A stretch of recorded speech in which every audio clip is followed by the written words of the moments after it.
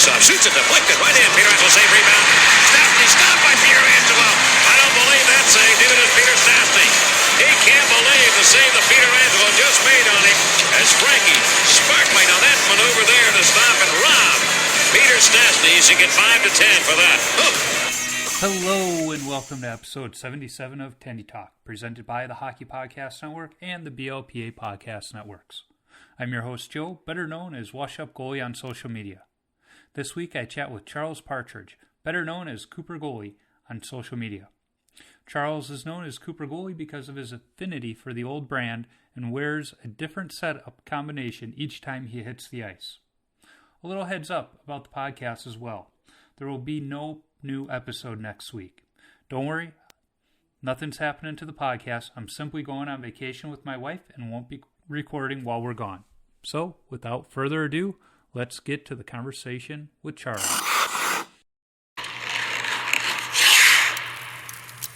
Well, Charles, thanks for joining me on the podcast. As I mentioned when I reached out to you, I don't know what the heck took us so long to finally connect. I mean, we've got so many similar connections from Bones to, you're wearing Matt's vintage goalie hat, and we can probably go down the list of people we've got in common. That's true. Yeah. I don't know. I think every time, I know part of it was, I think there was a point you reached out on like Twitter direct message or something. Mm-hmm. And honestly, like I've had my Twitter account forever and like didn't use it for like 8 years. Yeah. And then just started using it to get away from some of the Facebook clutter, like a year and a half ago or something. Yeah. Like when I started using it again, like I think I had like 4 followers and I had like, I was only following like 5 company brands or something at the time. So yeah, I just didn't pay attention to that. So like a lot of other people, I've had other people reach out and ask me a question and I reply and they just never respond. Yep. And it's like, man, you messaged me first. Like I had somebody reach out and say like, hey, we should get together sometime and have a beer. I'm like where you play hockey. And I'm like, cool. Absolutely, yeah. Man. I'm there every Friday night. We can do it before my late game or after my early game. And then no reply. So yeah. Well, if anything, I like to say I am respectfully persistent. Yeah. No, it's totally fine. I think, and then all our other follow-ups have just been timing. Like, yep. Yeah, and that's why I'm glad we're able to talk this week, because next week I'm actually going to be on a cruise, so it wouldn't have worked. Oh yeah. Yeah. Hey, what's going on? Are those grow lights back there? Yeah, your background's much cooler than mine right now. We're trying our hand at a backyard garden this year, so we got the seedlings going and got the grow lights going on, and I swear it's vegetables and herbs and nothing illegal. Herbs. Yeah. So yeah, we're gonna try our hand at growing some of our own veggies this summer, and for Mother's Day, me and the kids are gonna make my wife some raised garden beds for the yard. That's what she asked for, so it's nice. Bit of a family activity. We'll see how good it goes. I mean, we've tried growing stuff in the past, and it lasts for 1 or 2 strawberries or 1 or 2 tomatoes, and then they die, and we're like, another failed attempt. So we'll see. We're going all in this year. Yeah. So I always like to ask folks, how did you get started in the game of hockey, first of all? Well, I got started like being a participant in hockey way late in life. I grew up in a small town in rural Michigan that we just didn't have. I lived outside of town in the country, and we just didn't have that. Plus they had a large family and everybody had other things going on, and like hockey was never on my radar as a kid back then. And on top of that, unlike a lot of people you talk to, like as a child, I don't even have, hockey wasn't a part of our life. Like we had like we had antenna on the roof, and lucky on good weather to get 2 different channels or 3 channels in the 70s. And we were outside the Detroit market, so we didn't get that. Yeah. Where in Michigan did you grow up? Up in the thumb area of Michigan, when you look at it like a mitten. Yep. So too far north to be part of Detroit's market, and Michigan, so we didn't get the Canadian channels and all. So in that part, but I spent a little time at Northern Michigan University, and that was just before they won the national championship. And I happened to dorm like one in the same building as the team, as the hockey team. And so I got to know some of the guys back then, you know, 80s there, and hung out with them, and I used to go to the games all the time, and really got into hockey at that point, you know, late teens. Still, I couldn't skate or anything, so I just it never even came to my mind. I played little league baseball and stuff like that, and, you know, driveway basketball. Yep. Hockey just wasn't a thing.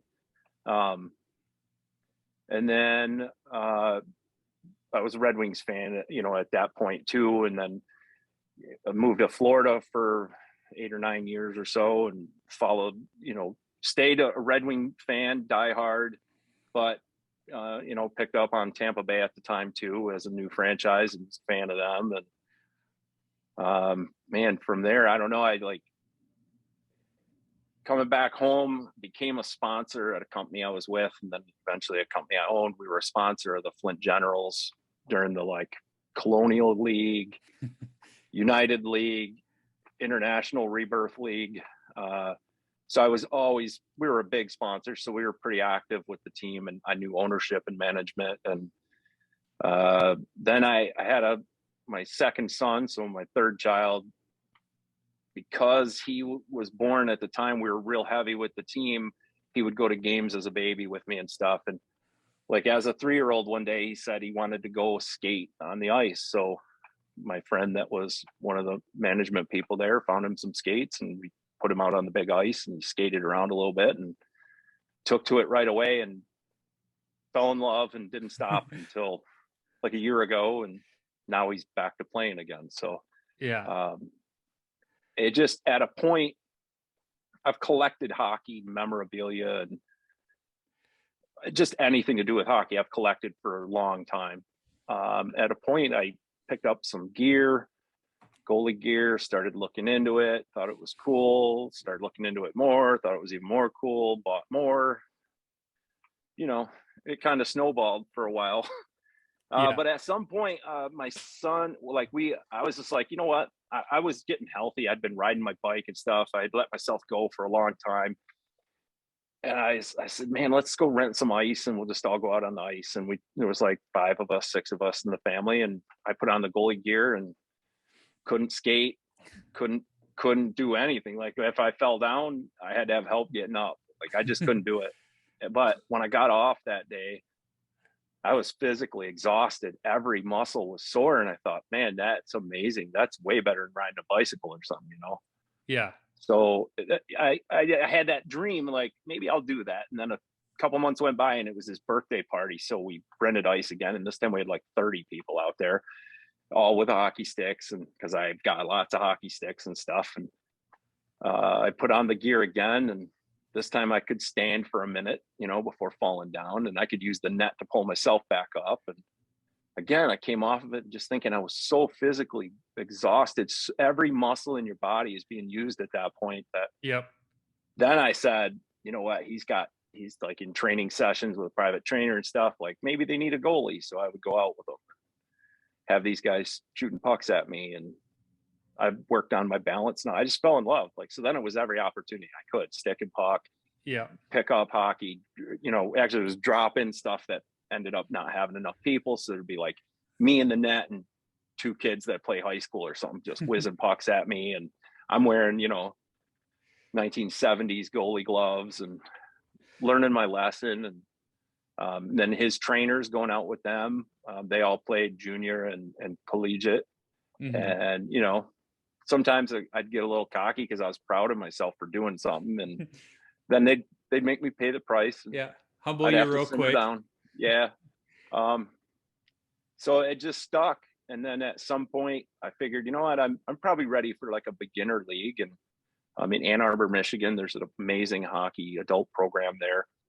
Just I would say hundreds of teams and different skill levels, and they have a beginner program, and they didn't have any openings on a team at the time. So I just put myself in the sub list, and next thing you know, I'm like playing twice a week, 3 times a week, and Yep. being terrible along with everybody else that was out there just learning to play hockey. So Yeah. it's just escalated from there.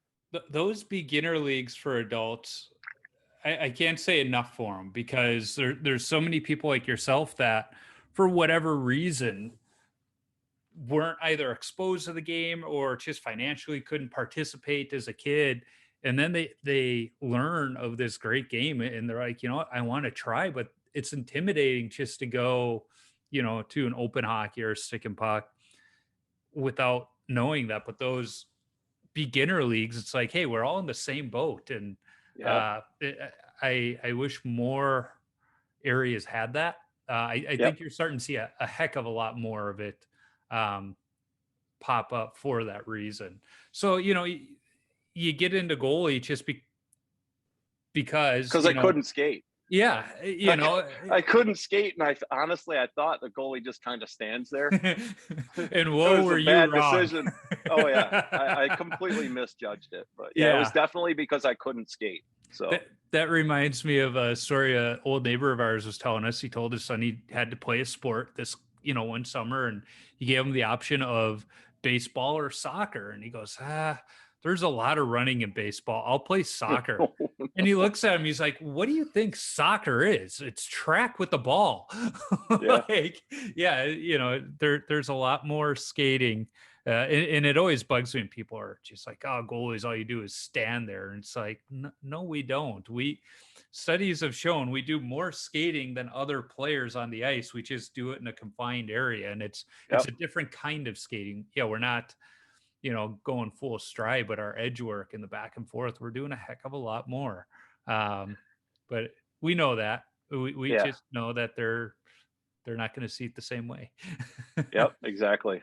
And then on top of that, like, I know you just got your new gear, but your older gear was 90s one, I think, right? Yep. So the older gear at the weight level it is, and you're going down and getting up and going down and getting up. You're not staying down in a butterfly and moving side to side. When you go down, you get back up and go to the other post. And that's physically exhausting work.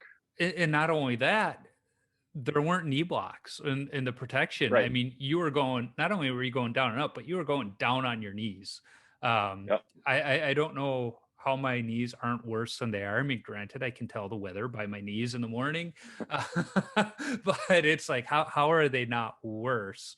In fact, my son and I have been going to the gym because he's getting ready for baseball season. So we're doing a workout program, and we were doing something the other day on legs, and like, he was just like, holy cow, like, you're an old guy doing that much. He's like, yeah. He's like, but then we got to doing something, my knees are just like, nope, not today. And he's like, oh, now you're an old guy. He's like, yeah, now my knees are showing their age. But yeah. So, you start playing, back in the era when I did, what was that first set of goalie equipment? I'm guessing it had to have been a set of Coopers. The first gear I took out was Reactor 5 pads, and I think GM 9 and 12 for the gloves. Again, it was kind of a spontaneous thing, so just grab some stuff. Mm-hmm. Actually, it might have been I had a Vaughn, I think like a T750 trapper. So I think it was that the first time. And then, so the first couple times was just random stuff. And then after that, I was primarily wearing like GP95s, GP59s, and GM12s. Because I'm drawn to the concept of the history of the gear, the history of the position. And even though I'm pretty terrible at that style of pure stand-up, I like the gear, the concept behind it, the evolution of it. And that's where I was sticking with it. It's painful when you're playing with people that can really shoot. I mean, even then my son was 13 years old, and like he could shoot hard. And if you catch it wrong in an old GM12, it hurts. I can remember spending a week with like a frozen latex glove that I would have my hand on. Yep. Just because it was swollen for so bad. But it didn't detract me. It just, made me realize I got to figure out something faster with my hand. Yeah, it's funny. I've had the conversation with Kelly Rudy about modern equipment versus the old stuff. Because I mean, my first chest protector was a 2-piece chest protector. Where it had Mhm. the arms, and you felt pucks. Even if Yeah. you played it properly, you felt pucks. So you got better with your hands. Like you said, you catch that thing wrong, just like a baseball. You catch that on the palm instead of the pocket. You're gonna feel that for a week or two. Yep. You got really good with your hands. I mean, still some of the refs in my league kind of laugh that I still make the blocker save and cover it. You don't see kids learning that skill anymore. And it was just, we were Yep. better with our hands than kids are. I mean, granted, the skill of goalies today is phenomenal, but I think some of that technique and skill that we had out of survival, as opposed to, Yeah. just technique, if they were to bring that back today, how good goalies really would be, in my opinion, it would just be phenomenal. But Yeah. you know, It's different biomechanics now. yeah, yep, It's still elite skill. It's just a different skill. yeah, they don't Yeah. have the fear of getting hurt. Yep. They're getting hurt is going to be concussions or getting run into, not because they misjudged a puck and that it got them wrong. I mean, I Yeah. have an older chest protector still that I bought in the early 2000s, so it doesn't quite wrap around like one I would buy today. And I took one the other day and it just kind of got me on the side. And I laughed when it hit me. I was like, oh, it's going to leave a mark. But there's some goalies that if they were just starting out with a modern chest protector, I'd be like, oh my God, this is terrible. I need to do something about it. And I remember when the NHL reduced the size of goalie equipment and goalies were complaining about stingers, and like the 90s goalies are like, we don't want to hear it. That's part of the position, Yeah. Yep. You got to have faster hands. Yeah. Well, I still wear a 2-piece for beer league. I still wear a Cooper SA95 BP30.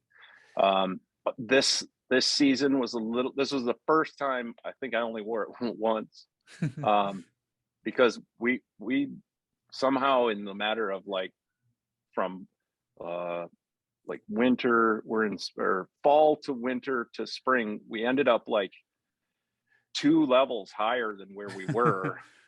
And like the first game, I think I was wearing that, and it was just everybody was taking slap shots from everywhere, and I got pretty bruised up.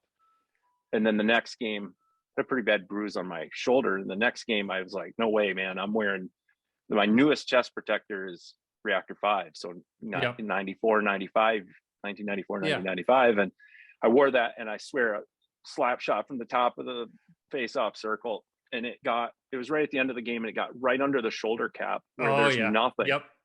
And my arm instantly went numb and dropped. It's just hanging to my side. We got out of the zone, and then the pain kicked in, and I looked at the clock, and it was like 4 minutes left, and it was the longest 4 minutes. And then it was in my YouTube video, I showed a picture and stuff, but yeah, I had an imprint of the material with the lace eyelets where the arms lace on for adjustment. I had an imprint of that in my skin with the little lace eyelet holes. It was crazy. And I know that exact feeling you're talking about where, those still decent chest protectors, but it would just get right underneath that shoulder cup before they had the floaters. And it was an instant dead arm. Like the arm went down as if you dislocated your shoulder, but you didn't. It was just, no, this. Yeah. I think the other team heard me they heard me moan or something, because they cranked it up. They ended up with like 4 goals in the last couple minutes. We were already losing, but they just piled them on because I just couldn't move that arm. Oh, and then I did like a half butterfly slide to the left post, and I hit that shoulder right on the post, man. Right? It was like the next thing I did. It was so painful, but I don't want to. I'm not complaining about that, because I kind of, it's stupid sometimes to say out loud, but I kind of like that. It's like I'm experiencing some things that guys in the past had to have experienced, and I didn't get that in my teens and 20s and 30s. You know what I mean? So I'm kind of getting to live it now and learn my lessons now. And sometimes I look forward to it. It hurts for the moment, but then I can always remember that happened. It's funny. You say that because I've talked to Bones, and I know you two did some great content together, and he's got that great 70s vintage style equipment. And but he only wears that in controlled environments. You are Yeah. wearing this stuff, like you said, in beer league games. This is what you wear on a regular occurrence. You don't have a brand new set of equipment that you go out to your beer league games and take the slap Oh no. shots. This is what you have. What is the newest piece of equipment you would have? It'd be anything Reactor 4, Reactor 5 from 1995 before the transition to the Bauer branding. Yeah, I've, so it's I late mean, 90s. I have like a Glenn Miller PHX Trapper. I have a Glenn Miller PHX Trapper from like the early 2000s, but I don't. It's like a modern glove, and Hmm. I haven't wore it at all. Um, I've had newer, like I had like Vaughn V1 set, but Okay. that's almost more of a true butterfly kit, and I couldn't move around in it. I couldn't get them to feel right on my leg, Yep. so I got rid of them. I've tried a few other things, nothing super new, but into the early 2000s, it doesn't work for me. And I look at it and I'm not intrigued by the gear. I'm not none of Yeah. that. Yeah. No, I totally get it because even though I did upgrade, like part of me was hesitant because I liked the style. It fit my style of play.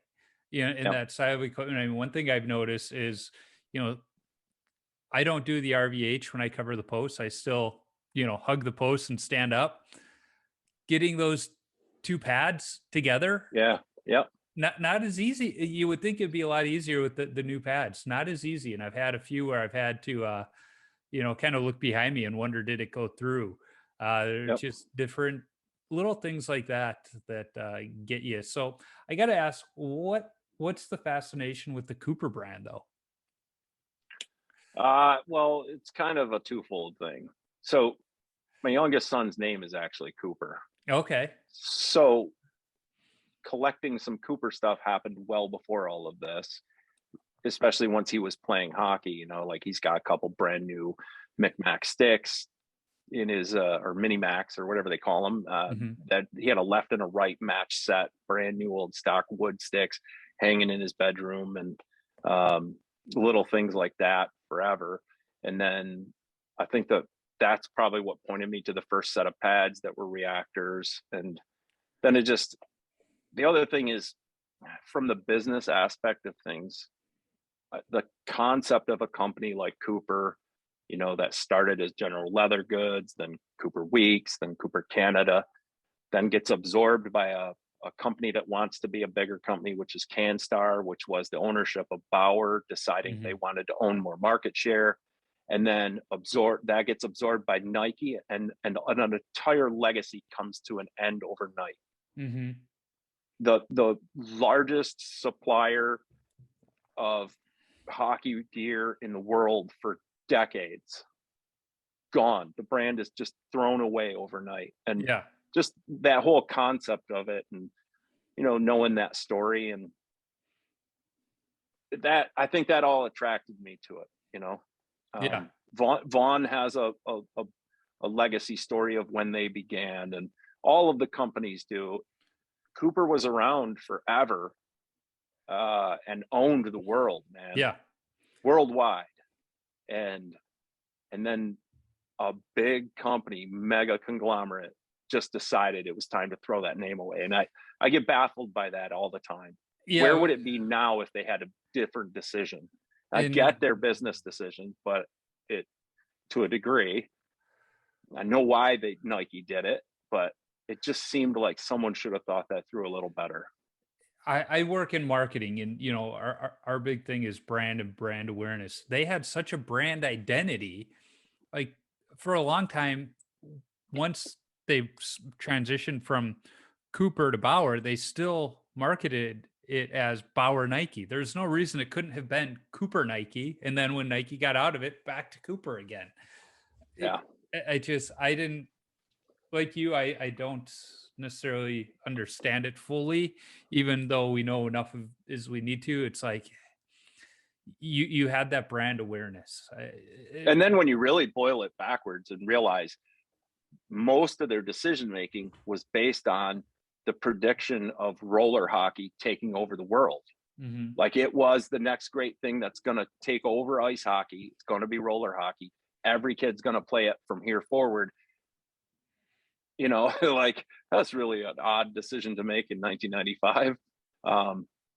Yeah, and it only lasted a handful of years or whatever, and Mm-hmm. you know, then they broke it apart, lost billions of dollars. And, you know, that's where we are. Bauer's owned by a capital investment fund. So Yeah, the third time. it's crazy.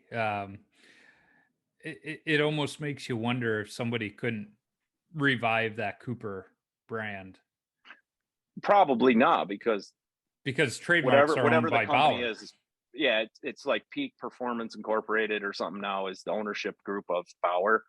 They own the patents and the trademarks that exist still. 2 years ago, because of Canadian trademark law, they had to do something with the Cooper name, and they did. They came out with Cooper Legacy stuff. You can go to the Bauer website Yep. and buy a stick, a helmet, and a shoulder pad for players. You know, and it's just like a skinned stick. It is like low end current Bauer helmet with a Cooper logo on it, and it's Mhm. a shoulder pad that I think is the same one you can buy as a Sherwood or a Winwell, or it's just a Chinese made basic. It looks kind of cool. It looks retro. Yeah. It's But almost the yeah, it's the effort they perfect. put into it was that, you know. Yeah, it's the perfect beer league shoulder pad for those that want to wear shoulder pads. Yeah. Yeah. Except the guys I know that I've played a lot of old timer hockey, and those guys actually still wear the ones they wore in the 70s. Yeah, exactly. And when it finally falls apart, sometimes they ask me if I know where to get a replacement one of, you know, a true vintage one. It's funny. They're Yep. pretty dedicated to some of the old gear. Yeah, it is crazy. I had for the longest time a pair of old Cooper Armadillo player gloves. Oh And, yeah. you know, I would, when I coached or took the kids out on the rink, I would throw them on every now and then just because they were cool with the high cuffs that came up to here. But they were Yep. sitting around so long, they were falling victim to dry rot. Yep. And so I saw a post by Second String Leather Company, and I know people feel different ways about them, but they had a picture of those gloves, and I was like, I have a pair of those sitting in the garage. So I messaged them, and they're like, "What do you want for them?" I was like, "I want a wallet." So I exchanged them for a wallet because, like you said, that they weren't usable anymore because of the dry rot. I couldn't even straighten out the fingers as much as I tried and conditioned them, and then that series came out, and that great armadillo logo that was on the thumb wound up being on one of the wallets. And I was like, damn it, now I got to buy that. And that's my everyday wallet now. But it's really cool to have this piece from a pair of gloves that I had that really were no longer good. And I am sitting here with my old Vons going, they're not in any kind of shape to donate them to, you know, a league or anything. They're just going to sit in the garage now in the locker saw I've built. Do I get something made out of them? I'm going back and forth, but my son's like, no, you can't do anything with them yet because he wears them out on the pond when he goes out with his buddies. So I was like, okay, Yeah, so that's what they're you're great wearing for. them, then Yep. we're keeping them. But once they really do just sit there and not get used, I might get something made out of them. I haven't decided yet. I just wonder how the Clarino would hold up as a wallet from a set of pads that have miles on them like that, you know? Yeah. I mean, I've seen lots of old Clarino, and it doesn't hold up to, especially if folding and stuff. That's not what it's doing on a pad. So that's why they don't use that material on wallets and stuff. So Well, that's what I would wonder. I've looked at them going, where is the usable identifiable piece that says this is from the equipment? Because even the leather letters on the side that say Vaughn, some of them are, you know, half on, half off, Yep. disintegrating. I mean, you've seen the pictures of them. They were literally on their last leg when I got the new set. Yep. So I have to ask, where do you find all of this old vintage equipment? Because I've had my eyes out, you know, looking in the past. It's not easy to find, you know. So It's how do you do it? it's a nonstop search. It's not like, hey, I wonder if this is available right now, because it's not. Mm-hmm. But you have to be searching. You have to create, saved alert searches in everywhere. It's, Kijiji, Craigslist, OfferUp, Facebook Marketplace, eBay, you name it, everywhere. And then at a certain point, like, people that don't collect the stuff started messaging me. Yeah. I think some of them get a thrill out of seeing if I'll buy it or not. I don't know. They're enabling me, Yeah. And but yeah, then people message me directly and ask me, or say, hey, I saw this and thought of you. And yeah, where I buy stuff is the most asked question I get. Yeah. Oh, Multiple I can times a week. imagine. So my question though is specifically the sticks, because I said in the messaging, to me, the Cooper Reactor 5 goalie stick is perfection. It's my favorite goalie stick of all time. And I have not seen one at a store or Play It Again or anything in ages. Where the heck do you find these things? Sticks mostly come from either, like, if I'm on a trip somewhere, I stop. I plan trips around Play It Again sports and stuff. Like, Yeah. I map out my drive that way. So sticks are usually like local purchase wherever I'm at or around me, Yeah. just because sticks get expensive when you try to ship it. Yeah. And as much as I would want to have it, it's just not always cost effective to buy it. I can be patient. I don't need every stick. I want every stick, but I don't need every stick. Yeah. So that's usually, sticks are kind of like local. And remember, I'm in a mecca of Yeah. the Michigan's a Pirani's hockey great world. Yeah. Yeah, and Pirani's mega store is in Flint, the flagship, which is half hour from me. So hockey's huge in our area. The stuff is out there. You just have to go to garage sales, and you have to go to thrift stores and antique shops and man stores and all that stuff. You've got to do that, and you Yeah. find gems every now and then. Yeah. So, Well, one of those gems is hanging up just over your shoulder, that black and red. two of them. I was gonna say, is that a Belfour Reactor 5 sitting there? Belfour and a Richter. I used a Richter once in college. Funny story. I was a sophomore, just met my now wife.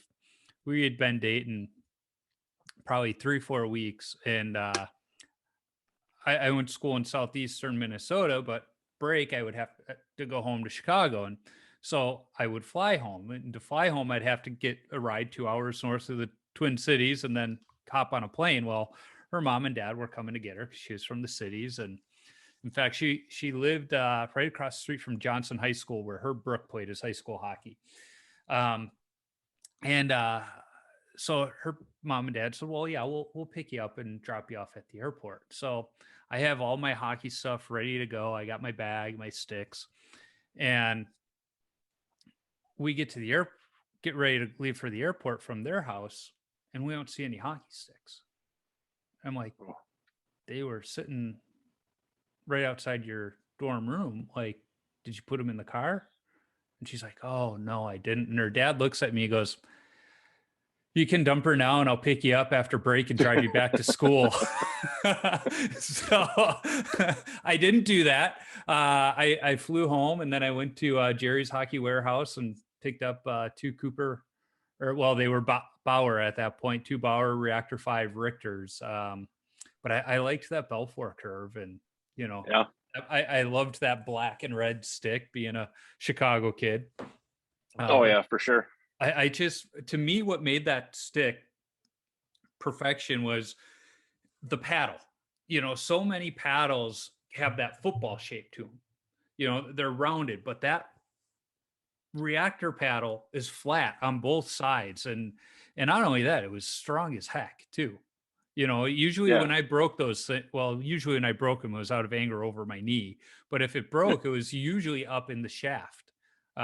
Rarely was it the paddle or the blade. And I just thought they were a strong stick, but still, for their time, light. Today, kids would be like, "This thing's a log."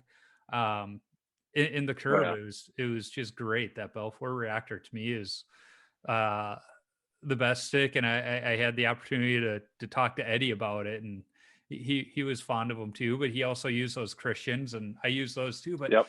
the when he went back to Christian after the Bauer Cooper time, they were a lot weaker. I remember I got 3 of them when I was in college, and I broke all 3 of them within a week at practice. And I was Was like, that well, the Christians you're talking about? yeah, the Christian Belfour, they called them the game ready stick. They were super Yeah. brittle. Now they had practice sticks and they were a little bit heavier, but those things were tanks. We actually got Christian sticks when I was in college. I was the only one that used them. Everybody else always used Coho and CCM, so which was great for me because I always had extra sticks laying around. But I loved them because they were just tanks. They didn't break. Yeah, I get asked about, like, what's my favorite this or that. And I don't I'm I mean, you follow me, so you see, like, every week I'm wearing a different Yeah, collection of gear or era of gear or whatever, and I never play with any one thing long enough to say, wow, like sticks, like even the curve of the blade, like I might use a curve today and next week I might use a straight blade, and then I might use a different curve the next week. And um I don't ever get to settle into what's my favorite. And honestly, the way I play is probably what it is, but they're all the same to me. yeah. It's just So what I'm hearing is either you don't play the puck much, or if you do, there's no idea where it's going. I don't. Nobody wants me playing the puck. Yeah, There's plenty of highlights on my YouTube of me trying to play the puck. yeah. It's not good. I'm It's the not good at same, all. and I've committed to trying to get better at it. And like 2 games ago, I came out to play the puck, and I'm standing there with the puck, and my D man's coming. I'm waiting for him to tell me where to put it, and he just Yeah. like he panicked. He just skated right by me and was like, "All right, we need to talk." Yeah. Like I'm trying to play it more. He's like, "I appreciate that." I was like, "But you need to tell me where you want me to put it." Because I'm not gonna just Yeah. throw it up the boards into traffic. Tell me, if you're coming at me and you're gonna go behind the net, tell me behind the net. If you're gonna go just he's like, okay, we're on the same page now. But it's funny because I never did it, so that when I did, he was like, what do I do? Yeah. you know, I like, for us, like, we're allowed to change lines on an icing. hmm And yeah, same. and so, like, most of us goalies, we just let the puck go. So, you know what I mean? Like, I would rather just give my guys a break so they can change, because I don't keep track of their time on the ice. And so I don't play it because I don't, half the time I can't tell if they're gonna skate to the bench or come get the puck from me and stuff too. So I'll just put my arm up in the air and let it go, get a whistle, everybody can take a breather. Yeah, I can take a breather, get a drink of water. yeah. And I it's put the less arm risky up. that way. I put the arm up, but 9 out of 10 times we only have one referee. So when that's Uh, the case, I send the puck back down the other way for the ref so that they don't have to get extra skating in either.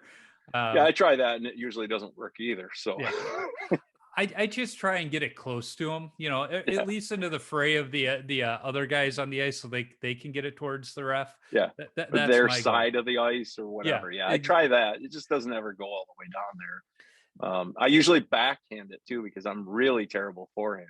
now But I'll try to backhand it out. if we have a lead and I'm trying to kill some time, I'll send it down to the other end, but I'll put it in the other corner so the ref has to skate. Just take a That's few more seconds absolutely. off the clock. That's in the handbook, man. That's Yeah, what you're supposed to do. yeah, exactly. I have to laugh when you move to the side to show the stick over your shoulder. I saw the great reactor fives, the Belfour with the black and white and Oh yeah, red I've outer got the rolls. reactor, the Belfour retails back there. Yeah, Yeah, but that to me, with the alternating black and white stripe and the red outer roll, that's the greatest looking set, in my I opinion. agree. It's a very good looking set. And Yeah, Cooper, at the retail level, it was actually at that point Cooper Canstar. They did a great job. Remember, he filled that in with Sharpie, yeah, right? So they did a great job replicating that washed out Sharpie look. to make that gray. It's amazing. If you look at it, you really think somebody spent a lot of time making sure they did this right. And that to me was pretty impressive. So Yeah. it is a cool set of pads. Remember when I had him on the podcast, I asked him about that, and I said, I sure hope you had the wide tip Sharpie and not the little one. And he just kind of chuckled and didn't answer it, which tells me he probably just had the little one, was probably sitting in a hotel room all night coloring in those stripes. Probably snagged it from some kid on an autograph. Just put it in his pocket afterwards and had one. Yeah, exactly. Just not thinking. When I asked him that, his son Dane just started laughing. But God, if like when I bought my new set, I went with Vaughn. One, because I've been in them for so long, and two, the quality. I know they're going to last many years. The quality of Vaughn these days is just top notch. But I toyed with the idea of going with Bauer Digiprint just to get that look. But I knew in 2-3 years I'd be in the market for another set, and I was like, nah, I don't want to spend that kind of money in 2 or 3 years again, when it took me 20 years to bite the bullet to do it the one time. But I thought about it. If I win the lotto, I'll get it. But the fact that we've seen a couple of the Reactor 5 tribute sets. Mike McKenna was the first, and Kaz. Yeah, he's got that great Reactor 4, but of all the Reactor 5, nobody has done the alternating stripes. And I'm going, it's so obvious. Why don't you do it? Eventually somebody will, and they'll make me smile, and I'll love it. Even if they don't go with the red accent, even if they go with the different color, it'll still be glorious. Yeah. It is a good looking technology. Yeah. We haven't seen enough of how it holds up over a few years, especially with any kind of heavy use. But I mean, Kaz put, I'm sure, a lot of use on his. Yeah. And that seems to look still good when he shows them. From everything I've seen, is the print technology is holding up. It's the pad itself that breaks down. Sure. That's where the longevity issue comes in. Because I've seen some high school kids here in Minnesota, they're getting maybe a year out of it. And that, granted, they're skating 5-6 times a week. But if I'm a beer league guy sitting here going, I want them to last 10, 15 years. Yeah. If they can't last a year, if, high school hockey, I got to be concerned. But they'll get back there. I mean, well, let me tell you, most of my gear has lasted anywhere from 28 to 39 years. Yeah. So, well, and I mean, that's the crazy thing about equipment from our era of, and when I say our era, when we were younger, it was all handmade with the finest materials, where so much of the new stuff is machine made, is, I won't say as cheaply, because they're still pretty expensive, but in a way that they're trying to get numbers out there, in part because there's a lot more people playing.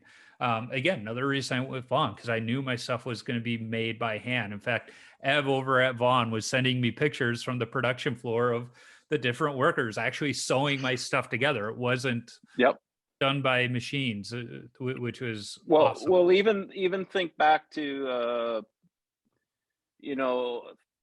prior to the CanStar days, I think. Yeah. I don't know. It ended in the CanStar days, but when the pro level pads, they were stamped with the signature of the person that did the assembly. Yeah. Like, that was a big deal to Cooper at the time. And that made it a big deal to that person whose name went on your pad. Like, they cared about it. Yeah. They were making sure that pad passed quality control, because it was going to have their name right on the side of it. Exactly. And you just don't have that anymore. Mike Vaughn had done it when he started. Handmade by Mike was on the tag. Yeah. And then when he hired people, it just it turned into handmade in Canada or handmade in the US or whatever. I think Brian, or was it John Brown's, just says something about like handmade in Canada or something. I don't think by John Brown. And it doesn't say by anybody specific, but Cooper, that when I look back on it, I'm like, man, that is an amazing marketing move to have done that. Well, and All those people live in infamy on these pads in my goalie cave, think of, those people that built that. If they come across a pair of pads today that they made and their names on there, think of the pride they have of just going, yeah, I did that. It's still around. Yeah.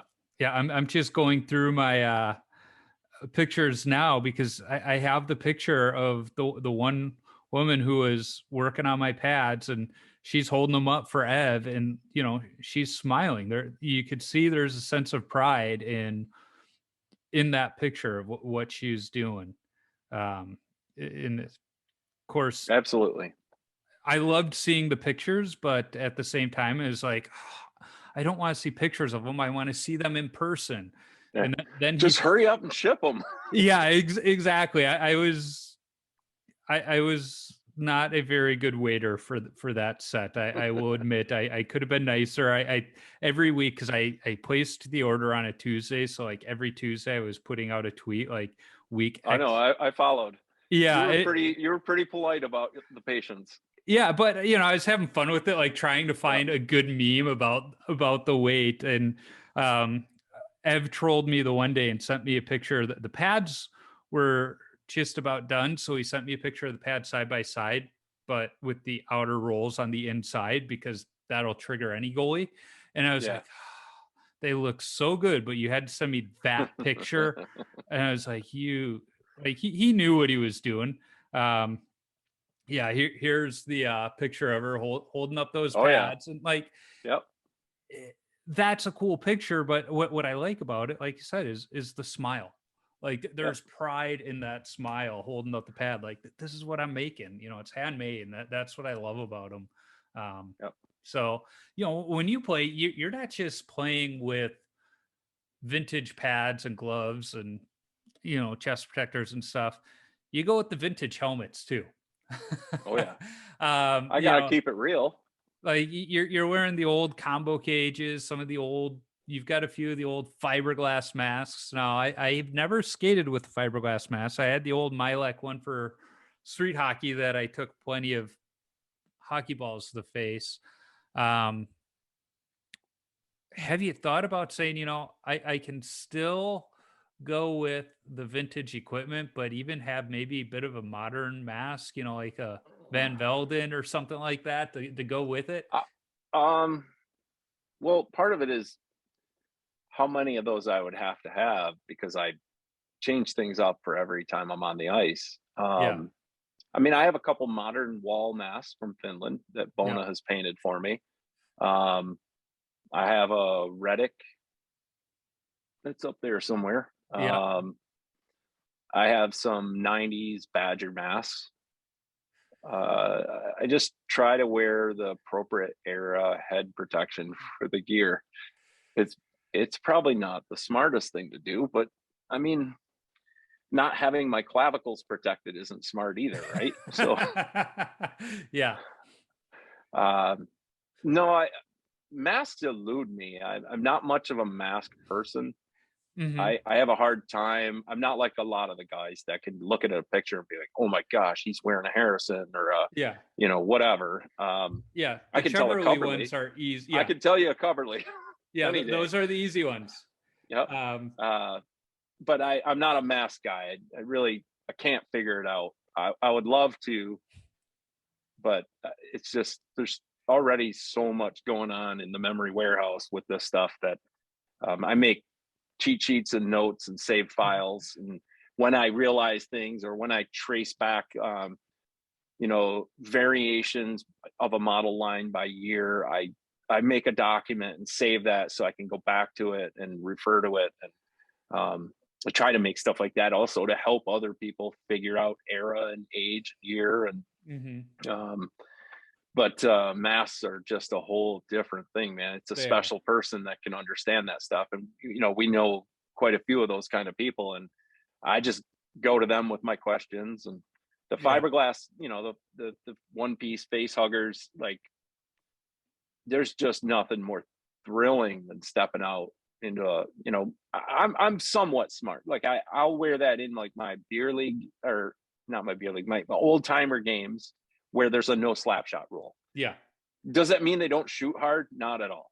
Right. But it means I know I shouldn't face a slap shot from the top of the faceoff circle, and Yeah. I feel like I'm safer that way.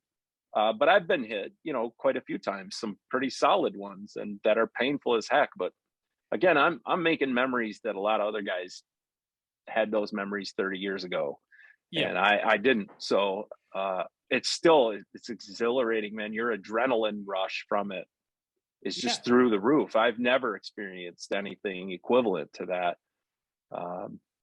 And I do wear it on the outdoor rink because it's a smaller ice surface. We lose a lot of pucks if guys take slap shots. Yeah. And I feel safer there too.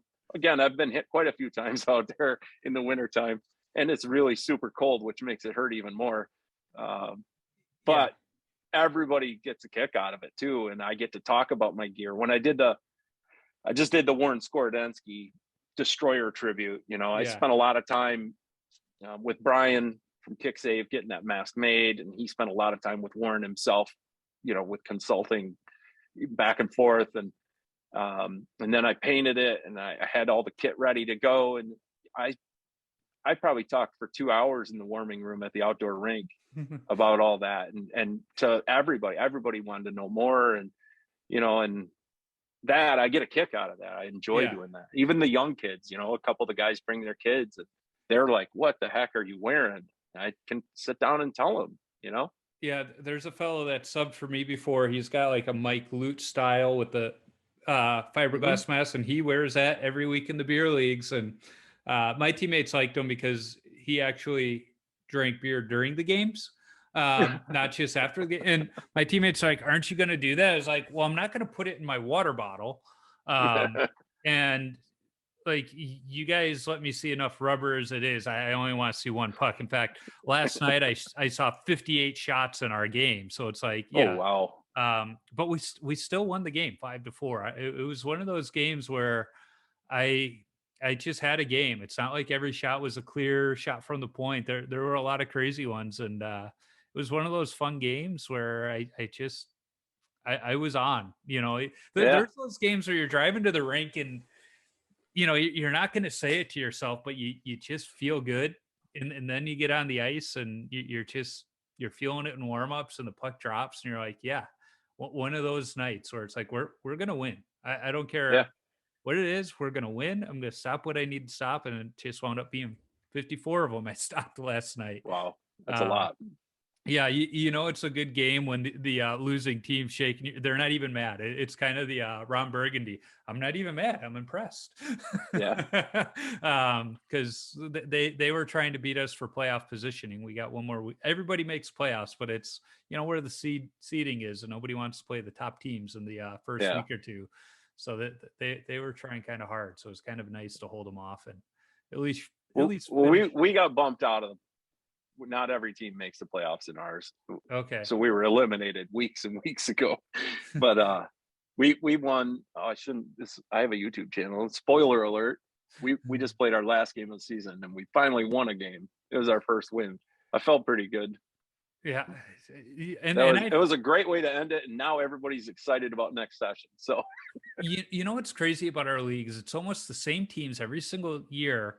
In some seasons, like, we're lucky to win 1 or 2 games, and like this season we're 500, and you know what, if we play our cards right, we could make a deep run, and who knows what happens if I have a couple weeks like I had last night, good things could happen. But it's just kind of funny on how same teams all the time, and it's drastic year to year. I mean, everybody gets a different player here. One guy drops off and you pick up another young guy, but it's crazy how that works out. We talked about Bones. I've had him on the show twice now, and he's a great guy. What did you think of skating with him and his fascination with the old equipment? I had a blast. It was a kind of a whim of a road trip that started with I think a comment I made on an Instagram post. It was right after like his first video wearing all the Yofa pads and stuff. Yeah. And he had those VHB gloves. And somebody put a comment. I don't remember if it was like Keeks or somebody. Somebody put a comment that said, well, Bones, now you're going to have to try 90s gear. Yeah. And so I replied to that and said, what am I supposed to do? Load up my truck and make a road trip or something? And he's like, hey, that'd be great. So then we messaged and a couple months later, I loaded up like 5 bags of gear and went down there. And because of Bones, I got to know Nate, the goalie. You know, I think it was 10 or 12 last year. And I knew that Nate really liked, he has his own set of vintage Cooper gear. And we just worked everything out and just had a blast for a few days. And like Bones really, he gets it though. And I'll call him out for it. He butterflies and he RVHs a whole lot in leather gear. Yeah. Yeah. So I call him out on that, but yeah, it was a blast. Like he's so damn good though, man. Like I look way worse than I actually am when somebody like him is out there, even with the old gear. It was fun to watch him. Yeah, he and I have talked, and I told him we need to get on the ice together so that I can teach him how to properly play in that equipment. Because going to goalie schools when I was young, you know, yeah, it was in the mid 90s, but we were still learning those old techniques of stacking the pads. How do you recover from a pad stack? Poke checks, you know, it wasn't just putting the stick out there, it was flat out on your belly, you know, poke checking. It was like, we need to get together and I need to put you through a 90s, you know, late 80s, early 90s goalie skate and really teach you how to use that stuff. He's like, oh, we definitely need to do that. In fact, I almost moved down to Nashville this last year, and he was, I think, getting excited about that prospect of getting some ice time together. And my wife at one point in the prospect of moving, she kind of stopped and she goes, are you okay with this possible move? And, you know, like with hockey, you know, would you even be able to play down there? And it's like, oh no, I've already talked to somebody down there. He's already said he can find me a team. But like, this is one of the reasons I'm so on board. Yeah. So, but we didn't. So well, I don't want to give away some secrets, but Bones should have another video coming out pretty soon. And there is vintage gear in it. So different than he normally wears. I'm excited. So you should ping him and just say, hey, I heard you have another video coming out. When's that going to happen? That might speed him up a little bit. Because I think I'm excited to see it. And I think a lot of other people will too. Yeah. Well, I get the alerts every time both of you drop new videos. So I know I'll see it. That's for sure. Yeah, but maybe somebody can help speed him up because I've been trying for a month. Yeah.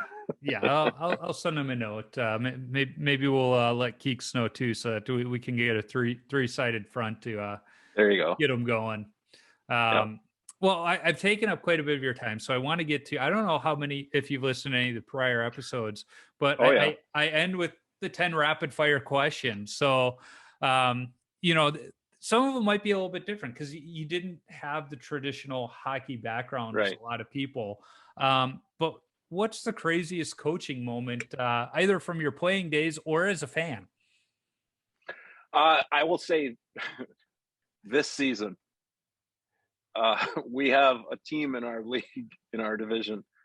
I swear to you, I think none of them are over maybe 24 or 25 years old. They are the Chiefs. They have the movie logo jerseys. They typically have anywhere from, I'd say, 15 to 19 skaters a game. They appear to have 2 coaches on the bench. This is beer league. And every game there are like 30 people in the stands cheering them on. Like I haven't experienced that in beer league, and from everybody I've been talking to, nobody's experienced that in beer league. Like they have 2 coaches standing on the bench with little notepads in their hand and like calling lines and stuff. And that's probably the craziest I've come across as far as coaching stuff. You know, we're lucky. You know, there's one team that they always have like 2 or 3 people in the stands, and it's because I don't know if it's one of their brothers or what, but somebody with special needs.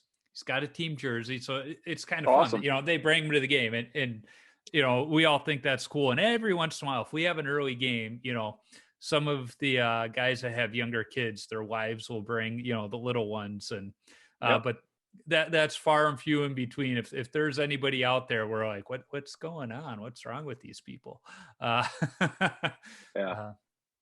Although I will say, if my mom and dad lived close to us, my dad would probably still come out to every single game because he misses it. He let me know when I went away to college. He's like, you didn't have to go 8 hours away. I would have come to every single one of your games. Now it's a lot harder, but you know what? There were a few times I found out I was going to get the start for that weekend's game, and if he was off of work, you better bet he made that drive. So that's awesome. The next question, what's your favorite all-time goalie mask?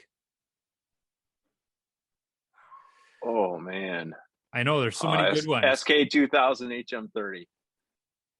Any SK 2000 HM30 combo. It's the best thing ever. Yep. So I'll rephrase this one then, because I've worn those.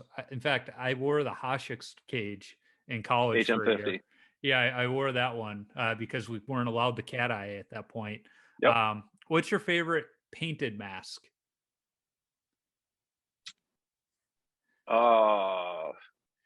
Can it be like personally specific? Sure. My IFK Helsinki wall mask that Bona painted for me. Oh, nice. Yeah.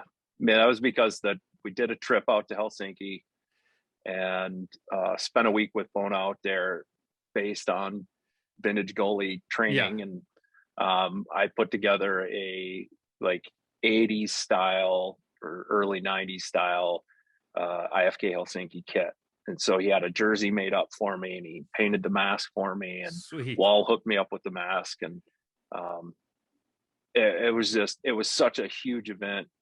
I'm a lucky guy that I've been able to become friends with guys like him.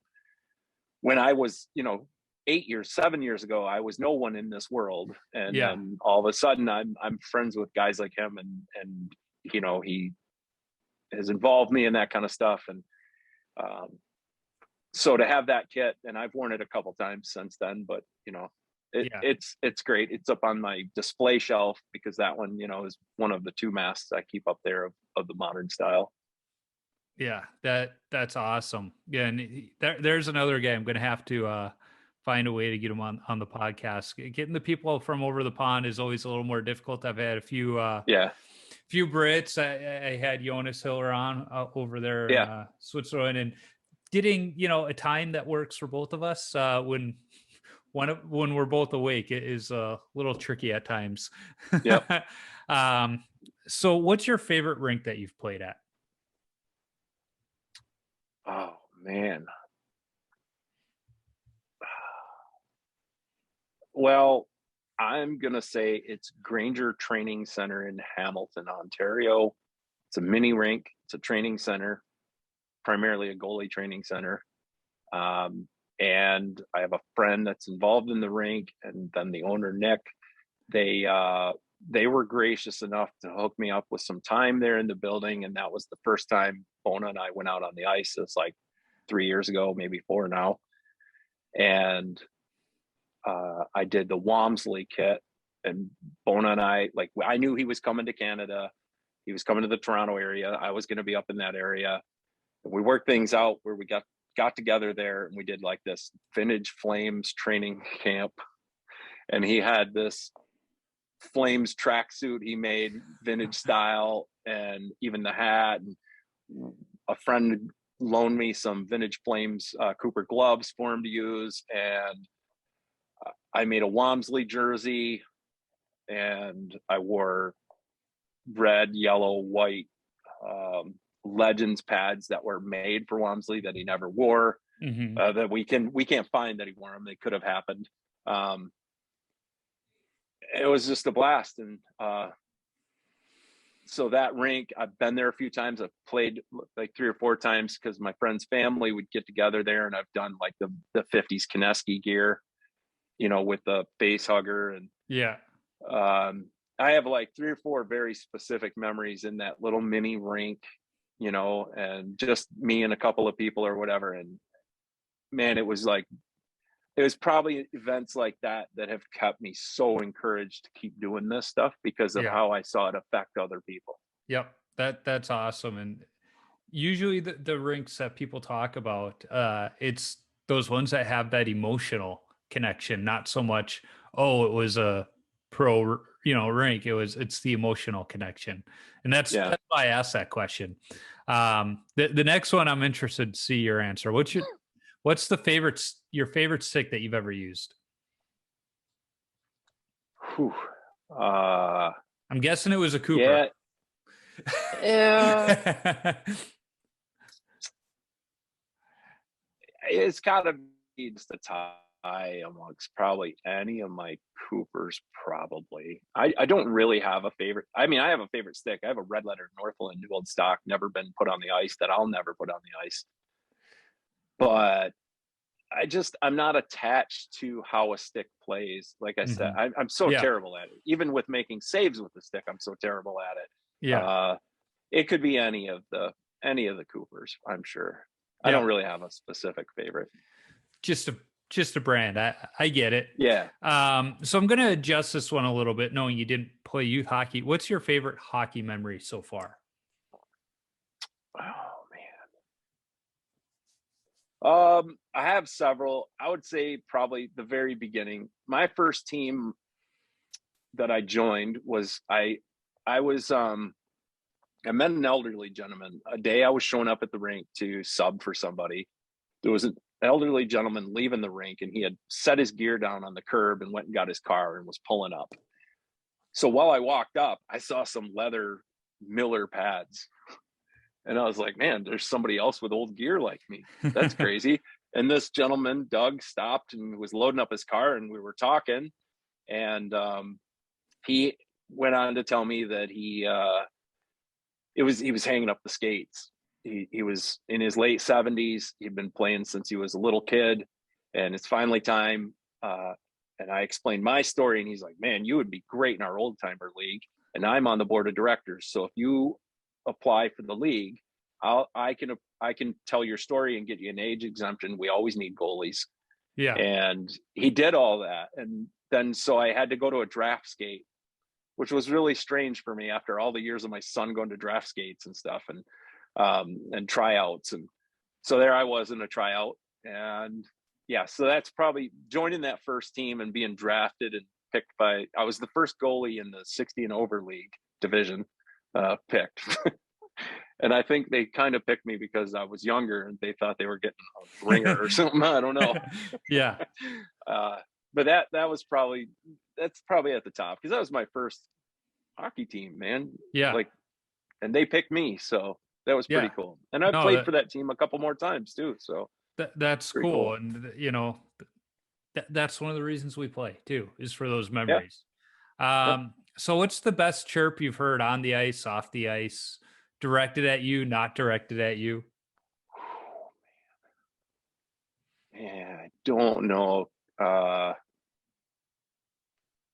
Man, I don't know if it's the best, but just recently some guy, I got mad at him for every time the puck was on his stick, he's slap shotting from everywhere. And we all play adult hockey. We all have real lives to go to and jobs to do the next day. And this guy's like taking full on slap shots from anywhere. And probably like the 5th or 6th one, I kind of said some things vulgar to him about him and his decision making. And he looked at me and said, if you're afraid of the puck, you shouldn't be a goalie. And I'm like, man, I'm not even talking on behalf of me. I was talking on behalf of everybody, because everything's going 8 feet wide. Yeah. Like no one else is paying attention over there to your shot, dude.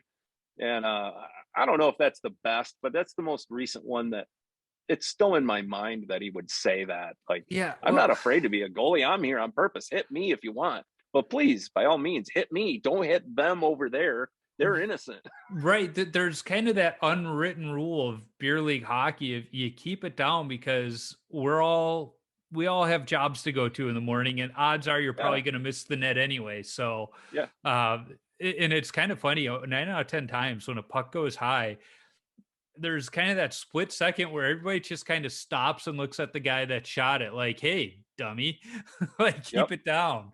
Um, it's kind of funny. In fact, in our game last night, there was this one short, younger kid, and when I say short, he had to have been maybe 5'7", and he was just trying to like get into things, and he went up against in the corner against one of our bigger guys, and Nate happens to be a cop on top of that.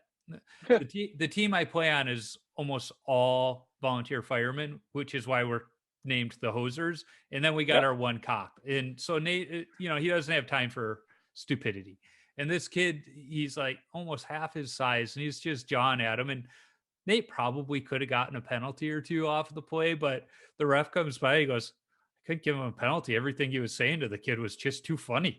He's like, how do I give him a penalty for that one? He was just telling the kid, like, sit down and shut up. Go back and play with your crayons. So what's the worst post-game beer you've had? Oh man, it was my fault. A couple of years ago, we had a game, I think on like July 3rd, and it was my beer day. And I stopped at the store on the way there, and they had it was Pabst Blue Ribbon IPA, and it was in like a red, white, and blue flag can. And I was like, "Hey, this will be cool." Yeah. And I think everybody took a sip and put it down or poured it out. Like somebody else had different beer with them from a different game, and they all were drinking that. I looked up, and everybody had a different can in their hand. It was terrible. In fact, I brought the rest of it home. And until a cousin or a friend was over and was like, "Hey, you want a beer?" And I give them one of them and just let them have them all. It was just rotten. It was when I terrible. bring beer, I try to bring some, because my team doesn't charge me to play. So I always try and bring something that's better than the cheap beer they bring, but still something they'll enjoy, which sometimes gets difficult. Um, Other times I'll just pick up, the 30 pack of whatever, but I only do that when I know we might be having a family gathering that can finish it off, Yeah, because I'm not going exactly. to drink that on my own. Yep. Um, so when you tape your sticks, do you go heel to toe or toe to heel? So first, it depends on if I'm doing like a tribute because Mm-hmm. it depends on how but Yeah. usually I go toe to heel Okay. And why do you go toe to heel? because it'll depend on how I want to do the heel based on the stick, the heel quality of the stick. Some of Mm-hmm. my sticks, the heels are a little worn, or so do I want to expose the heel or do I want to cover the heel? How high up do I want to go up past the heel? So I just always start at the toe, and See, it's I start the tape edge on the back side of the paddle. same. It's Yep. it's interesting because I actually start at the heel for the same reason, because I know where I want to finish on that heel, and Ah, taping that heel, getting around that curve can be tricky. So I like to yep. take my time, and I'd rather mess up at the beginning of the tape job than get that whole blade done and then mess up and have to start over and take it all off and start it over. I True. mean, you mentioned something I've talked about before, with the older sticks, the condition of the heel. I said, tell me you owned a Christian goalie stick without telling me you owned a Christian goalie stick. And people will talk about, putting the wood glue in the splinters and then putting it in the vise overnight. But I mean, it was really the same for any of those sticks of that era, of loading it up with the wood glue and putting it in the vise overnight. Yeah, and I restore a lot of older sticks too to make them playable. So I'll fix cracked blades and things. I've never fixed a Christian stick, and I don't think I ever would because I don't think you could, especially when they had the that open weave. You know, those get soft. There's Yeah. nothing you Oh, can they do get about it. soft. Yeah. Absolutely. Um, So I don't use them very often. I have a few, but I use it at Christmas, and there's a couple times a year I use the Christian sticks. But yeah, really what I would do when I repaired them, it was, you almost had to wait for the perfect timing to do it, because if you tried too soon, that we've still held it together and you weren't going to do much. You had to almost wait till it was about to break and was, looking like that at the bottom. Then you get that wood glue in there. and just tighten the heck out of it in the vise overnight and let it go. And Yeah. that was about the only thing you could do to them. Oh, and some of the other sticks, I'll remove the fiberglass right off it, repair it. I fill missing chunks out of the paddle and stuff, and then refiberglass it, re-sleeve it. So then they're better than they were new.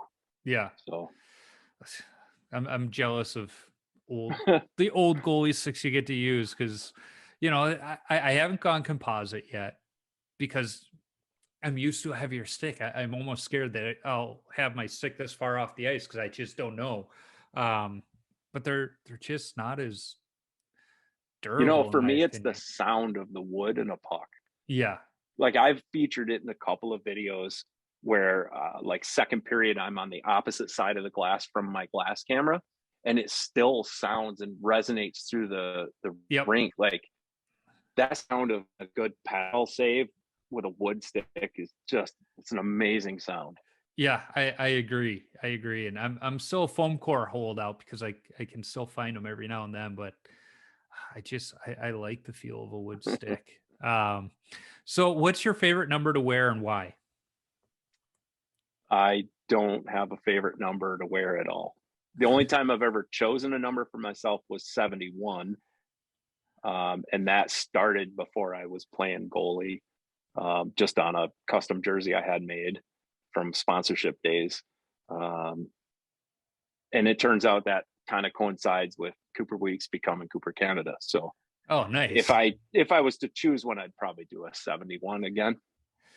And that's what I like about the question is there's always a reason behind it. It's never just that's just my number. Well, I wear a different jersey every week. So Yeah. you can't see the dark corner back there, but there's a couple hundred jerseys back there, and they're all different numbers or no number or whatever. And yeah, if I'm doing a tribute, if I'm doing Tretiak, I'll put a 20 on the jersey and make that, or, Wamsley, or I'm looking at posters up here, or Eddie or whatever. Sometimes I'll put a number on there, or sometimes I'll leave it blank. Like when I have my homemade Blackhawks vintage jersey that I use for a lot of things. So it's better to not have a number, because then I'll get called out on Instagram or whatever for wearing the wrong number. Yep. So. Well, and that's the beauty of being a goalie, in beer leagues, is you don't have to have a number. You don't have to have matching jersey, nothing. They're just happy you're there. Yeah. And nobody has to worry I'm going to get an assist and it needs to be in the stats. Yeah. Well, our league, they just keep score. They don't care who scores. Yeah. They just keep score. Although I did get an assist, first one I've had in a couple of years, 2 weeks ago. And I don't know what the hell happened. It was just one of those moments where I saw we had two defensive players coming at me. And for whatever reason, I actually noticed that their sticks were on the opposite side. So I could pass it right up between them. And I had a guy right there, and I just passed it right between those defensemen. He turned around and went end to end. So nice. he made it a bit of an easy assist for me, but it was also a pretty nice pass too. And then at intermission, I forget what, I think we were still tied. And one of my teammates was like, "Hey, stop a few more of those pucks so we have a chance." And I looked at him and I said, "I think I have more points than most of you on the bench right now, so I don't want to hear it." It's just one of those times where I could actually say something. So the last question, what advice do you have for young goalies? So I'll have to say this one from the perspective of why I'm a goalie. Like, look at the history of it. Find somebody that has some old gear and put it on. Get out on the ice with it and, have some fun with your dad and whatever. But spend a little time looking at what changed from when your dad was a kid or your grandpa was a kid or whatever. And that'll help you appreciate what you have now a little more, and maybe invigorate them to get on YouTube and watch some of that Oiler Fanatics guys' old videos and be amazed. I mean, watch Gump Worsley play any of those, like the athleticism, the nerve, the bravery. Like, man, is that insane to watch. I get goosebumps watching those, and I've watched all those videos hundreds of times. Like to have been that kind of person, to be able to do that for so long at the level they did. Gump's Gump's the one I always gravitate to, but Bauer, Hall, Sawchuk, yeah, and Tony O, anybody.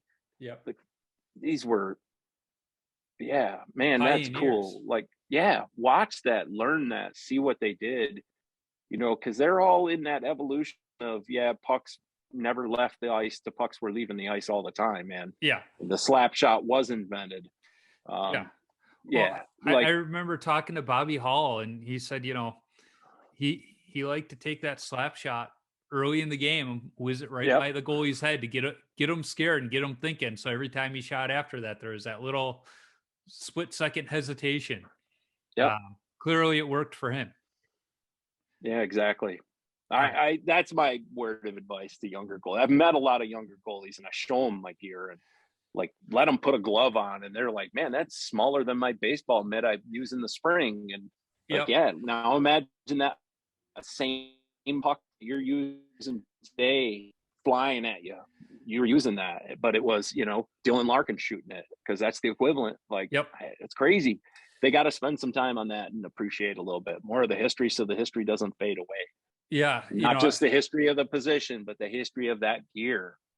I forget what I was watching. They talked about, it's not that guys shoot harder today than they did back in the day of straight bladed wooden sticks. It was the fact that your top 2 or 3 were shooting that hard, as opposed to the entire lineup shooting that hard. So guys were still, if you go back and watch old interviews, the 100-mile-an-hour slap shot is being referenced all the time. Yep. Now, if it didn't exist, they wouldn't be saying it. Correct. If it was only a 60-mile-an-hour, 70-mile-an-hour slap shot back then, those guys would have said 80 miles an hour as an exaggeration. So there was 90 plus without any question. Oh, yeah, absolutely. And those are interviews, not as them as old men later. That's interviews of them during, at post game. Yep. Back in the 70s. So that existed, and the puck did leave the ice. Yeah. Yep.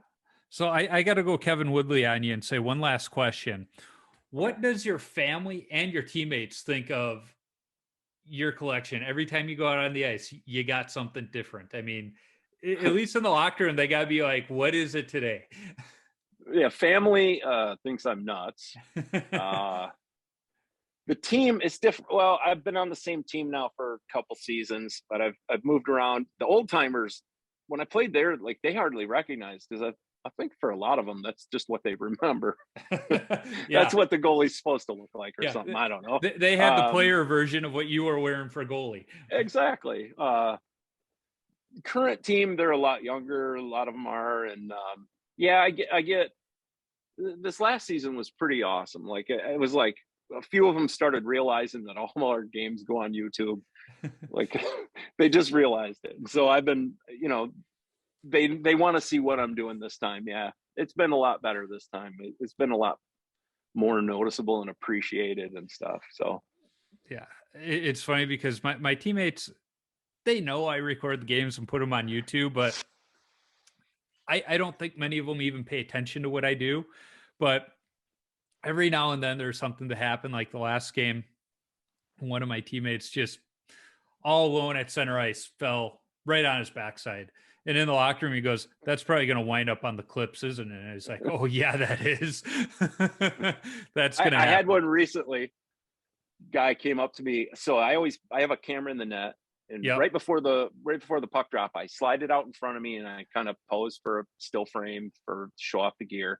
And I put that in the video, and I was doing that. And one of the guys skated over, and he's like, "Hey man, I just realized you put all these games on YouTube." And I left this all in the video for him. And he's like, "I didn't know that. It's pretty awesome. I just binged and watched a whole bunch of games and stuff." And he's like, "I'll tell you what I learned is I need to back check harder." I was like, "Well, that's thank you for that." Yeah. And then he was gone a week, and then he came back, and we were getting ready to go out on the ice. And he's like, "Hey, listen, I saw that video. That was funny. Thanks for leaving that in there." And he's like, "I still didn't back check hard enough. I'm so sorry." And I thought, well, that's awesome. I appreciate that. Like, yeah. Absolutely. I'm just showing off the gear and showing off how much fun I typically have playing, no matter what the outcome is. I try hard every time. But it's funny that he got something out of it for himself, and cool. Yeah. It's Please funny. Back check harder. Every once in a while, I'll share one of the videos on one of the different hockey forums I'm in. And it surprises me, I think 8 out of 10 people are like, this is cool. Like you're doing you is cool. But the detractors that are like, oh, you're playing, low level beer league hockey. Who cares? And this and that is Yeah. like, nobody. I'm doing it for me. I'm not doing Yeah, it exactly. for the views and the hits. And I was editing one of my games the other week, and my wife came into my office, and she's like, "Who even watches those?" I was like, "Me." And it was funny because I was talking to somebody the next day. They're like, "Hey, I watch every one, so tell her you've got at least one viewer." I was like, "Look at the analytics. I get a few likes every now and then." But she's, like you. It's like my family's like, he's just, that's what he does. Yeah. We put up with him. Yep. Although my daughter just started driver's ed, and I got to start taking her out on the road. So It's fun. she even looked at me. She's like, "You're probably gonna like get in the car wearing your goalie helmet or something." And I looked at her. I go, "I now have a content idea." And she's like, "Oh Jesus, I shouldn't have said anything." Yeah. So every now and Yeah. then I like to do something silly. Like the one day, my son, his best friend, his little brother is a goalie, and it was like 2-3 years ago. We got a hill in our backyard. It snowed, so I was like, "Hey, Oren, you want to come over with your goalie equipment, and we'll go tobogganing in our goalie equipment for a video?" And he's like, "Yeah." Absolutely. Yeah. So every now and then I do something like that, and the video is fun to make, but half the time I just do it to annoy my kids. Yeah. Although they did help me. You've probably seen the Steve Carell video where he played hockey, and he did the Yeah. video of him being a goalie practicing by himself. And Yep. I had a day off of work on my birthday. I think it was last year, and we had the backyard rink, and I I saw showed, that. yeah, I showed the video to my kids, and they're like, "We need to remake that." I was like, "Okay, if you guys want to do this, I'm game." So like we went Yep. out there, and they helped me with everything. That was kind of fun because it was something they were actually excited to do with me, and I think Yeah. it turned out decent. It did. Yeah, it was fun. In fact, that was even one where my wife watched it, and she's like, "You're still an idiot," but that was pretty good. That was pretty good. Yeah. Well, Charles, we've been talking for like an hour and a half. I apologize for going over time, but it's All been right. fun. We're gonna have to keep in touch, and if you're For ever sure. in Minnesota or I'm in that part of Michigan, we're gonna have to get together and have some beers and talk goaltending. Absolutely.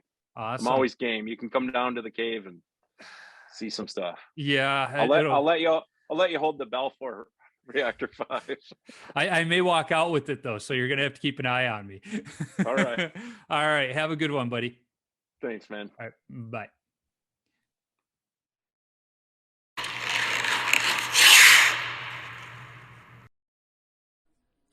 Charles and I have many contacts in common, and we've exchanged messages, but surprisingly, this was the first time we've actually talked. I respect his dedication to playing in old equipment, all the way down to the two-piece chest protectors, so that he can experience what goalies of our era did when we were young. Who knows, maybe one day he and I will be on the ice together, and I can wear that beautiful Balfour tribute set he has that I think is the nicest looking set ever. And maybe use my all-time favorite goalie stick again, the Reactor 5. Be sure to look for Charles on social media simply by searching for a Cooper Goalie on most platforms. Remember, there will be no new episode next week as I'm taking a short vacation with my wife. We're escaping what we here in Minnesota like to call second winter. That time when winter seemed to have ended because we had a string of 50 to 60 degree days and the snow all melted. Then it got cold and snowed again. You can always find me on Instagram, Twitter, Facebook, and YouTube simply by searching for Washed Up Goalie. Visit washedupgoalie.com for some great hockey-related content, my beer league hockey video highlights, and of course, all podcast episodes. If you want some Washed Up Goalie or Tendy Talk apparel, be sure to visit my Threadless shop by clicking the merchandise link on my website. If you like this podcast, go listen to the BLPA Big Show. It's the OG BLPA podcast where a couple of beer league players talk beer league hockey, draft experience shenanigans, and exploits from around the game. Be sure to check out the full line of hockey-related podcasts on the Hockey Podcast Network as well. There are too many to list here, but shows like the Islanders Never Say Die podcast, the Nassau Men Hockey Podcast, and the Broadway Boys Hockey Podcast can all be found. I need to thank the band Zamboni for allowing me to use their music on my podcast. You can download their music on iTunes or listen wherever you stream music from. I'm always working on lining up other goalies to talk to, sometimes harder than others. If you are a goalie or have connections to a goalie who I should talk to, shoot me an email at washupgoalie39@gmail.com or send me a DM on social media. Let's not forget, if you are a brand that wants to sponsor the show, be sure to reach out to me. Be happy to talk. And finally, if you like what you hear, be sure to subscribe, rate, and comment on the podcast platform you're listening on. It's a quick action on your part that helps others find Tendy Talk. So, until next time, keep your stick on the ice and your body square to the puck.